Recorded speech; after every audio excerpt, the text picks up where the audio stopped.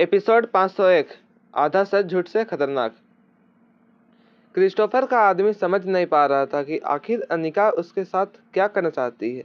अनिका देखने में एक दुबली पतली सी काफी नाजुक लड़की नजर आती थी, मगर जिस तरह से अनिका ने उसके साथ बात की थी उसे सुनकर क्रिस्टोफर का आदमी समझ चुका था कि अनिका आसानी से उसकी बात मानने वाली नहीं है। अनिका ने ठीक उस आदमी के सामने खड़े होकर उसकी आंखों में आंखें डालकर देखा।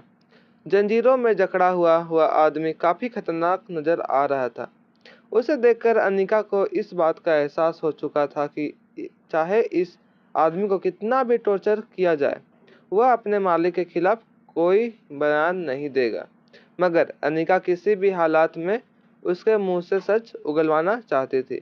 अनिका ने कुछ देर बाद अपनी जगह पर खड़े होकर अपने दोनों हाथ हवा में लहराकर एक अंगड़ाई ली। इंट्रोगेशन रूम के बाहर अर्जुन, रश्मि, दर्शन के साथ साथ बाकी ऑफिसर्स भी अनिका के बाहर निकलने का इंतजार कर रहे थे। रश्मि को इस बात का डर था कि कहीं अनिका क्रिस्टोफर के आदमी के पास ऐसा कोई बात ना उगलवा ले जो उस आदमी ने पहले रश्मि को नहीं बताई थी। रश्मि के पास ये आखिरी मौका था। इस बार अगर रश्मि की बात झूठी निकली तो स्पेशल डिपार्टमेंट से रश्मि को बर्खास्तगी पक्की थी, और यह बात अब तक रश्मि भी अच्छी तरह जान चुकी थी। चलिए इसका आगे देखते हैं। अर्जुन ने गाड़ी में वक्त देखा और फिर अपने साथी ऑफिसरों से कहा, मुझे लगता है हमें 10 मिनट इंतजार करना चाहिए। अगर दरवाजा नहीं खुला तो हमें किसी भी तरह अंदर जाना होगा। हमें यह नहीं भूलना चाहिए कि क्रिस्टोफर को वह आदमी कितना खतरनाक है। भले ही हमने उसे जंजीरों में जकड़ रखा था, मगर किसी भी तरह अगर वह अपने आप को छुड़ाने में कामयाब हो गया तो अनिका की जान को खतरा हो सकती है। साथी ऑफिसर्स भी अर्जुन की इस बात से सहमत थे, मगर तभी कमरे के अंदर से उस आदमी की चीखें सुनाई देने लगी। सभी लोग हैरानी से इंट्रोगेशन रूम के दरवाजे पर कान लगाकर खड़े रह गए। वह गौर से सुनना चाहते थे कि आखिर ये दर्द भरी चीखें किसकी थी, मगर चीखों से इस बात का पता लगाना काफी आसान था कि यह चीखें अनिका की नहीं बल्कि क्रिस्टोफर के पकड़े गए आदमी की थी। बाहर खड़े ऑफिसर अपने दोनों कानों पर विश्वास नहीं कर पा रहे थे।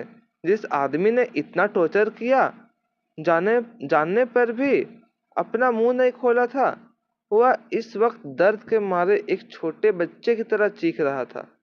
उन्हें समझ नहीं आ रहा था कि आखिर अनिका किस तरह के टॉर्चर की टेक्निक इस्तेमाल कर रही थी। दरवाजे के पास खड़ी रश्मि को इस बात को लेकर हैरानी हो रही थी कि अनिका भी इंट्रोगेशन करने के लिए टॉर्चर करने की टेक्निक जानती थी।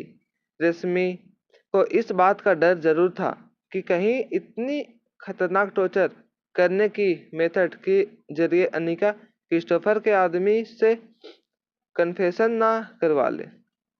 मगर तभी उसे एक तरकीब सूझी। रश्मि अच्छी तरह जानती थी कि टॉर्चर करके कन्फेशन करवाने का तरीका काफी पुराना था। कन्फेशन मीन्स कॉम्प्रोमाइज, और इस तरह के कन्फेशन को तो अदालत भी कबूल नहीं करती थी। अक्सर टॉर्चर करने के बाद दिए गए बयान से लोग अदालत में मुकर जाते थे, यह कहते हुए कि उनसे दर्द बर्दाश्त नहीं हो रहा था। इसलिए उन्होंने उस व्यक्ति प्रेशर में आकर यह बयान दिया था। यहाँ तक कि मानव अधिकार संगठन भी इस बात की इजाज़त नहीं देते थे। इसलिए अनिका का इस तरह से लिया हुआ बयान किसी काम का नहीं था। इनफैक्ट इस तरह से लिए गए बयान के बाद अनिका पूरे स्पेशल डिपार्टमेंट को मुश्किल में डाल सकती थी। यह सब सोच कर रश्मि मन ही मन मुस्कुराने लगी थी।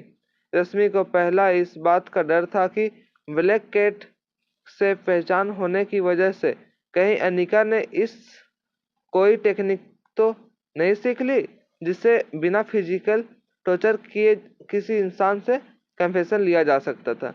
इस तरह का साइकोलॉजी ब्रेन वॉशिंग करके क्रिमिनल्स के मन में हृदय परिवर्तन लाकर लिया गया।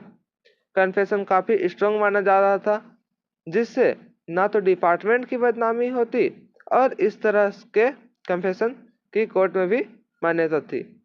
मगर कमरे के अंदर से क्रिस्टोफर के आदमी के चीखने चिल्लाने की आवाज़ सुनकर रश्मि के चेहरे पर कॉन्फिडेंस बढ़ता जा रहा था।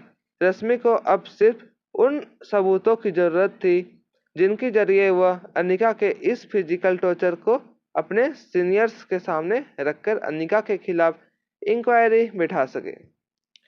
क्रिस्टोफर की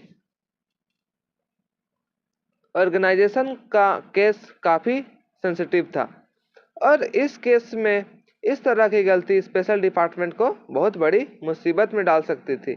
रश्मि यह भी जानती थी कि इंस्पेक्टर अब्बास को अनिका को इस तरह का तरीका बिल्कुल पसंद नहीं आएगा। लगभग 5 मिनट बाद बीत चुके थे। अर्जुन और दर्शन समझ नहीं पा रहे थे कि वह क्या करे। इंट्रोगेशन रूम का दरवाज़ा और कमरे की दीवारें साउंड प्रूफ थी, मगर क्रिस्टोफर के आदमी की चीखें इतनी ज़्यादा तेज थी कि उन साउंड प्रूफ दीवारों के आर पार उसकी आवाज़ सुनाई देने लगी थी। जब अर्जुन को लगा कि अब पानी सर से ऊपर चला जा चुका था, तो उसने कुछ साथी ऑफिसरों के साथ मिलकर दरवाज़ा खटखटाना शुरू किया। कुछ देर तक दरवाज़ा खटखटाने के बाद अचानक दरवाज़ा खुलने की आवाज़ आई। जैसे कि दरवाज़ा खुला, दरवाज़ा के पास खड़े अर्जुन और दर्शन ने देखा कि अनिका दरवाजे के ठीक सामने अपना सर झुकाए, अपनी नज़रें झुकाए खड़ी थी। अनिका का चेहरा और उसके एक्सप्रेशन देखकर ऐसा लग रहा था जैसे अनिका के हाथ नाकामयाबी लगी थी। जैसे कि क्रिस्टोफर के आदमी को देखने दर्शन और अर्जुन अंदर आए, उनके ठीक पीछे रश्मि भी दौड़कर अंदर चली गई। रश्मि देखना चाहती थी कि आखिर अनिका ने उस आदमी को कितना टॉर्चर किया था। रश्मि जल्द से जल्द उस आदमी के शरीर पर पड़े घाव की तस्वीर लेना चाहती थी, मगर जैसे ही रश्मि उस आदमी के पास गई, वो ये देखकर हैरान हो गई कि उस आदमी के शरीर पर कहीं पर भी घाव का निशान नजर नहीं आ रहा था। उसका पूरा शरीर ठंडे पसीने के लथपथ था। उसका शरीर पूरी तरह से जंजीरों पर अपना वजन छोड़े हुए बिल्कुल बेजान नजर आ रहा था, मगर गौर से देखने के बावजूद उसके शरीर पर कहीं भी घाव के निशान नजर नहीं आ रहे थे। खुद दर्शन और अर्जुन इस आदमी की हालत देखकर हैरान थे। अगर अनिका ने उसे फिजिकल टॉर्चर नहीं किया था, तो फिर वह इतने जोर से चिल्ला क्यों रहे थे? यह बात इंट्रोगेशन रूम के अंदर खड़े किसी भी ऑफिसर को समझ नहीं आ रहा था। तभी रश्मि ने अनिका की ओर देखकर कहा, क्या हुआ? यह इतना जोर जोर से चीख क्यों रहे थे? क्या बताया इसने तुम्हें? जब रश्मि ने देखा कि अनिका उसकी किसी बात का जवाब नहीं दे रही थी, तो रश्मि ने अर्जुन की ओर देखकर कहा, मेरी समझ में नहीं आ रहा है कि यह सब क्या हो रहा है। इस इंसान को देखकर ऐसा लग रहा है कि इस पर बहुत ज़्यादा टॉर्चर किया गया है, और तुम लोग तो अच्छी तरह जानते हो कि किसी मुजरिम को टॉर्चर करना कानूनी के खिलाफ है। हम बुरी तरह फंस सकते हैं। अर्जुन को पहले ही रश्मि पर बहुत चिढ़ हो गई थी। रश्मि ने बार बार झूठ बोलकर डिपार्टमेंट का सर नीचा किया था। अब रश्मि की एक भी बात अर्जुन सीरियसली नहीं लेना चाहता था। तभी अनिका ने बड़ी धीमी आवाज में अर्जुन और दर्शन से कहा, इसने कन्फेशन दिया है। तुम लोग इसका कन्फेशन रिकॉर्ड कर सकते हो। यह सब कुछ सच सच बता देगा। यह कहने के बाद अनिका ने क्रिस्टोफर के आदमी की ओर देखा, तो क्रिस्टोफर का आदमी अनिका को अपनी ओर देखते हुए देखकर अपनी जगह पर कांपने लगा। उसके गले की ओर देखकर ऐसा लग रहा था जैसे किसी ने उसके गले से उसकी जान निकाल ली थी। वह सांस लेने की कोशिश कर रहा था, मगर अनिका को देखकर उसकी सांस अटकने लगी थी। इससे पहले डिपार्टमेंट के किसी भी ऑफिसर ने क्रिस्टोफर के आदमी को इस तरह रिएक्ट करते हुए नहीं दिखा था। पूछताछ के दौरान वह आदमी हमेशा ही काफी कॉन्फिडेंट कॉन्फिडेंट नजर आ रहा था। इतना ताकतवर और खूंखार आदमी इस तरह भीगी बिल्ली की तरह अनिका के सामने क्यों बिहेव कर रहा था? इससे पहले कि कोई कुछ और कह पाता, जंजीरों में जकड़े क्रिस्टोफर के उस आदमी ने अनिका की ओर देखते हुए कहा, मैं सब कुछ बताने के लिए तैयार हूँ। मैं सब कुछ बता दूंगा। तुम लोगों को बस इस लड़की को मुझसे दूर रखो। मैंने इससे पहले इतना खतरनाक ऑफिसर पहले कभी नहीं देखा। मैं बता नहीं सकता कि पिछले 5 मिनट में मेरे ऊपर क्या बीती है। क्रिस्टोफर की क्रिस्टोफर की के आदमी की यह बात सुनकर स्पेशल डिपार्टमेंट के सारे ऑफिसर हैरानी से अनिका की ओर देखने लगे। अनिका ने बिना कोई रिएक्शन दिए अर्जुन से कहा, अब जल्दी करो, इसका स्टेटमेंट ले लो और एक नई रिपोर्ट बनाओ। मुझे लगता है इसका स्टेटमेंट सुनने के बाद हमारे डिपार्टमेंट के कुछ लोगों के चेहरे से झूठ का नकाब बहुत जल्द उतर जाएगा। भले ही यह बात अनिका के किसी की ओर देखकर नहीं कहा, मगर सभी लोग यह बात अच्छी तरह जानते थे कि अनिका ने यह बात रश्मि को ध्यान से रखते हुए कही थी। अर्जुन और दर्शन ने बाकी ऑफिसरों के साथ मिलकर क्रिस्टोफर के आदमी से पूछताछ करना शुरू किया। लगभग आधे घंटे बाद सभी स्पेशल डिपार्टमेंट के on duty officer interrogation room में बाहर निकले। दर्शन और अर्जुन काफी गुस्से में नजर आ रहे थे। अर्जुन के हाथ में एक फाइल थी जिसके अंदर वह क्रिस्टोफर के आदमी के स्टेटमेंट वाले पेपर रख रहा था। उन लोगों के ठीक पीछे रश्मि तेजी से चलकर आ रही थी। इससे पहले कि रश्मि अर्जुन से कुछ कहती, अर्जुन ने ऊंची आवाज में अपनी जगह से पलटकर रश्मि से कहा, अब बहुत हो चुका। तुम्हारी वजह से पहले ही हमारे डिपार्टमेंट की काफी शर्मिंदगी उठानी पड़ी है। इस बार भी तुमने हमेशा की तरह सारी हदें पार कर दी है। तुम ना सिर्फ एक बेजिम्मेदारी ऑफिसर हो, बल्कि तुम इस डिपार्टमेंट में काम करने के लायक ही नहीं हो। इस वक्त अगर मेरे हाथ में कमांड होता तो मैं अभी इसी वक्त तुम्हें स्पेशल डिपार्टमेंट से बर्खास्त कर देता, मगर मैं यह नई रिपोर्ट इंस्पेक्टर अब्बास को सौंप दूंगा। इसके बाद वही फैसला करेंगे कि तुम्हारे साथ क्या करना चाहिए। इससे पहले कि रश्मि अर्जुन के साथ कुछ बात करती, अर्जुन अपना फोन निकालकर इंस्पेक्टर अब्बास के साथ बात करने लगा। रश्मि के ठीक पास खड़ा दर्शन भी रश्मि को काफी गुस्से से देख रहा था। रश्मि किसी भी हालत में स्पेशल डिपार्टमेंट से निकलना नहीं चाहती थी।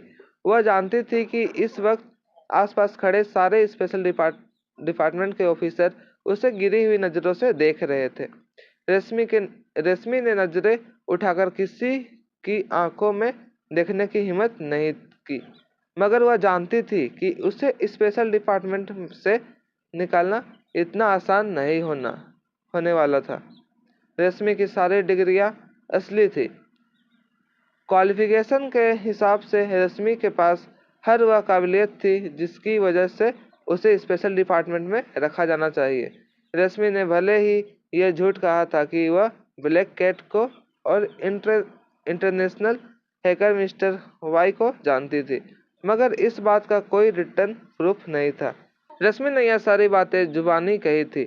स्पेशल डिपार्टमेंट यह सारी बातें रश्मि के खिलाफ इस्तेमाल नहीं कर सकते थे, क्योंकि अगर उन्होंने ऐसा किया तो उल्टा उन पर ही इंक्वायरी बैठ सकती है कि उन्होंने ऐसा बातों पर बिना किसी प्रूफ के विश्वास कैसे कर लिया था। तभी अर्जुन अपने हाथ में फाइल लिए वापस रश्मि के ओर आया और कहने लगा, तुम्हें अब स्पेशल डिपार्टमेंट के साथ काम करने की कोई ज़रूरत नहीं है। तुम्हें अपनी ड्यूटी से रिलीव किया जाता है। इंस्पेक्टर अब्बास ने खुद मुझे कहा कि तुम्हें यह ऑर्डर दे दूं। मैंने अब इंस्पेक्टर अब्बास को सच्चाई बताई तो हमारी तरह वह भी सच्चाई सुनकर हैरान हो गए। अच्छा हुआ क्रिस्टोफर के आदमी का हमने खुद कन्फेशन रिकॉर्ड किया, वरना हमेशा की तरह तुम तो हमें हमें अंधेरे में ही रखना चाहती थी। इस बात का जवाब देते हुए रश्मि ने कहा, मगर मैंने क्या झूठ कहा था तुमसे? सब कुछ सच ही तो कहा था। अनिका की माँ उसे ऑर्गेनाइजेशन की वाइस प्रेसिडेंट थी। इस कन्फेशन उस आदमी ने खुद मुझे दिया था और तुम्हारे सामने भी उसने यही बात दोहराई थी। अब तुम ही बताओ, मैंने गलत कहा था क्या? अर्जुन ने अपने हाथ में पकड़ी हुई फाइल पास के टेबल पर पटकते हुए रश्मि से कहा, तुमने हमसे कोई बात छुपाई नहीं थी, मगर तुम्हारा इंट्रोगेशन पूरा नहीं था। आधा सच झूठ से भी ज़्यादा खतरनाक होता है। तो नेक्स्ट एपिसोड देखने के लिए हमारे चैनल को लाइक एंड सब्सक्राइब जरूर कीजिए। Thank you.